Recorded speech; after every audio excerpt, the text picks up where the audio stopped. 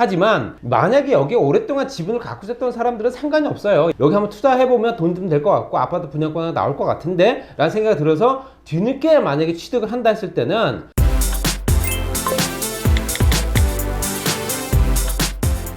안녕하십니까, 박PD의 부동산 매거진입니다. 날씨가 너무 추워요. 건강관리 하시고요. 오늘 준비한 내용은 이제 서울시에 있는 재정비 사업들, 돈이 되는 지역들이죠. 서울시에서 진행하고 있는 정책, 과제, 그 중에서도 신속통합기획, 그 다음에 모아타운, 그거에 대해서 좀 간략하게 설명 좀 들어보겠습니다.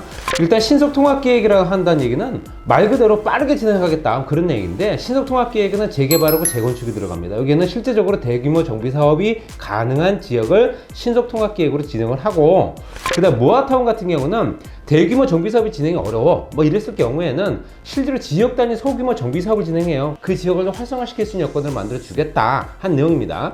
여기서 모아타운에 대해서 얘기를 잠깐 거꾸로 거슬러 올라가게 되면, 실질적으로 지난 오세훈 시장이 예전에 한번 역임했었던 적이 있었죠. 그때 당시 한강 전략정비구역을 지정을 했고 한강변 개발 사업도 같이 하겠다는 발표를 했고, 거기에 또 그 전에는 현재 재개발 지역들, 특히 이제 강북 지역에 현재 재정비가 필요한 지역들 같은 경우를 묶어서 뉴타운 사업을 하겠다, 그렇게 진행됐던 게 한 600군데 돼요. 연임을 3번 정도 하면서 지정 취소를 하거나 아예 거리 직권으로 그냥 말소시킨 지역들 굉장히 많았어요. 왜냐, 사업성이 떨어지다 보니까 진행이 안 됐거든요. 그러니까 그렇게 진행됐던 거를 다시 부활을 시킨 거다. 부활을 시켰지만 말만 달라졌을 뿐이지 실제적으로 그 상태로 그냥 유지하고 가는 거다라고 보시면 될 것 같고, 자, 신속통합계획은 말씀드린 대로 재개발하고 재건축이 가능하다. 하지만 만약에 여기에 오랫동안 지분을 갖고 있었던 사람들은 상관이 없어요. 여기 한번 투자해보면 돈 좀 될 것 같고 아파트 분양권이 나올 것 같은데 라는 생각이 들어서 뒤늦게 만약에 취득을 한다 했을 때는, 만약에 아파트 분양권을 현재 내가 취득을 할 수 있는 기준점이 있습니다. 기준점이 뭐냐? 권리선정 기준일이에요.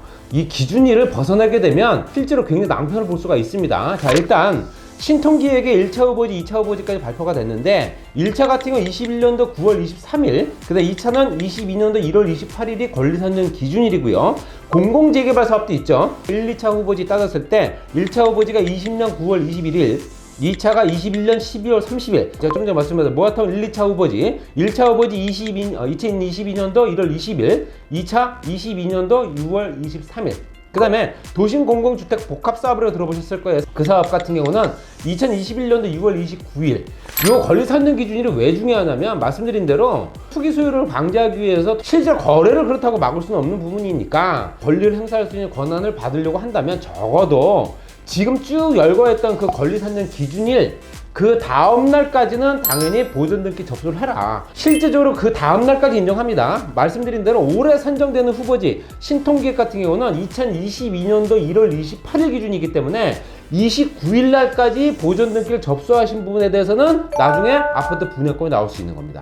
그 이후에 취득하시게 되면 뭐다? 형평상이야. 무슨 기준으로? 감정가 기준으로. 비싸게 샀는데도 불구하고 감정가로 현 책정해서 현금청산되게 되면 정말로 낭패 봅니다. 이거 꼼꼼히 따지셔야 되고요. 신속통합기획은 정책 브랜드예요. 서울시에서 만들어낸 거고요. 정비 지원 계획 아예 들어가 있는 거고, 근거 법령으로 봤을 때는 우리가 잘 알고 있는 도정법, 도시주거환경정비기본계획법에 따라서 움직이는데, 이 법령에 따라서 움직이는 부분을 뭐로 현재 책정을 했냐면 실질적으로 시간입니다. 시간과의 싸움이거든요. 재정비 사업은 현행 기준을 쭉 봤을 때는 정비구역 지정 법적 절차까지 들어가는데 5년이 걸려요. 정비구역만 지정되는 게 5년이 걸립니다. 이것도 빠르게 진행됐을 경우에는 5년이에요. 그럼 결론적으로 여기에는 사전검토, 그다음 사전검토 요청, 사전 타당성 조사, 기초성역권 수립 이런 거 다 들어가거든요. 이거를 2년으로 축소하겠다.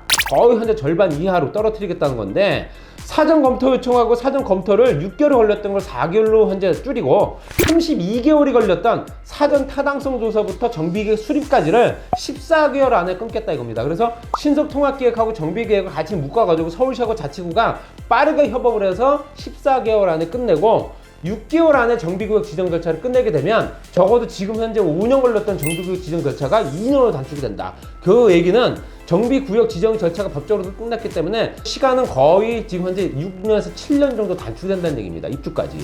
굉장한 효과죠. 참고로 또 하나 말씀드리면, 신속통합기획이 예전에는 공모로 현재 공개 모집을 했는데 이제 5월 8일부터는 수시 신청으로 변경을 했습니다. 지자체 단체장이 언제 어느 때든 간에 그 지역의 재개발 재건축을 신청할 수 있다는 얘기고, 여긴 인센티브가 있어요. 기본적으로 층수를 완화해 줍니다. 층수를 완화해 주는데 최고 높이 35층 플러스 알파. 그래서 지금 현재 50층 얘기까지 나오고 있는 이유가 이겁니다. 거기에 한강변 같은 경우도 15 플러스 알파, 그러니까 거의 30층 이상 올라갈 수 있다는 얘기고, 그리고 2종 주거지역 7층 규제가 있습니다. 서울시엔 전역 다 들어가 있는데, 물론 이건 2종에 들어가는 규제고요. 거기에 보게 되면 7층까지밖에 못 짓는 지역을 7층에서 25층까지 짓 수 있게 해주겠다. 그리고 기준 용적률을 190%까지 확 늘려주고, 공공시설 부담 없다 이렇게 얘기합니다. 그렇지만 조건이 있습니다. 뭐냐, 신속통합계획은 말씀드린 대로 현재 공공지원계획이잖아요. 서울시에서 지원을 하고 공공이 주도를 하는 사업이다 보니 공공임대주택, 공공분양주택이 많이 늘어나면 늘어나서 좋겠죠. 그리고 역세권 같은 경우 현재 이제 도심 공공주택 복합사업인데 최대 700%까지 용적으로 완화해주겠다. 이 또한 뭐가 들어가 있다? 현재 임대주택 비율을 늘려주게 되면 당연히 해준다라는 얘기가 들어가 있는 겁니다. 조건부로 해서 현재 임대주택 비율만 높여주게 되면 기본적인 혜택 주고 거기에 또 공공시설 부담 없게 해주겠다 이런 얘기가 들어가 있는 거고, 공공시설 부담이 없다는 얘기는 내가 현재 택지로 확보할 수 있는 토지가 많아진다는 얘기지 않습니까? 사업주 입장에서나 조합원 입장에서 굉장히 좋은 일이에요. 세대수가 늘어나니까. 그러니까 여기에는 당연히 생활권 내에 이제 체육시설이라든가 아니면 공공 보행통로, 주차장, 입체적인 공간 활용 이런 것들이 다 들어가는데 이런 것들을 현재 최소화시킬 수 있다는 장점이 있다. 그러면 신속통합계획이 추진되는 현황이 어떠냐? 23년 11월 지난달 기준입니다. 재개발이 66곳, 그 다음에 재건축이 24곳입니다. 봤을 때 우리는 재건축 같은 경우는 대부분 강남권역에 많이 몰려있는 걸 알고 계실 거예요. 재건축만 보더라도 압구정, 2구역, 3구역, 5구역, 10만포 2차, 서초진흥 굉장히 노른자 아파트 단지죠. 거기에 대치, 성경, 개포, 우성, 현대, 경남, 개포 6, 7단지 다 들어가 있습니다. 거기에 이제 기획 완료가 된 지역도 있어요. 3개 주공 모단지를 신양빌라든가 이런 것들. 또 진행 중인 지역들, 여의도권에는 봤을 땐 여의도 한양, 고덕 현대, 송파 한양 2차, 그 다음에 현재 구로 우신빌라, 여의도 시범 아파트, 대치 미도 이런 거 다 들어가 있습니다. 실제적으로 여러 가지 여건상 현재 빠르게 진될 수 있는 여건이 되기 때문에 조합원 입장에서도 뭐 나쁠 게 없는 거고요. 제가 분명 말씀드리는 부분이 지금 현재 신속통합계획을 통해서 재개발, 재건축을 현재 투자를 하겠다 한다면은 다시 말씀드리지만 권리선정 기준을 꼭 보셔야 됩니다. 말씀드린 대로 올해 선정되는 후보지 권리선정 기준이 신속통합계획이 들어가는 재건축, 재개발 들어가는 지역들, 물론 이제 현재 실질적으로 심의가 진행되는 지역들도 있겠지만 그런 지역들은 대부분 다 현재 2022년도 1월 28일 적어도 29일까지는 현재 등기 접수하셔야 됩니다. 그렇지 않으면 현재 분양권 못 받습니다.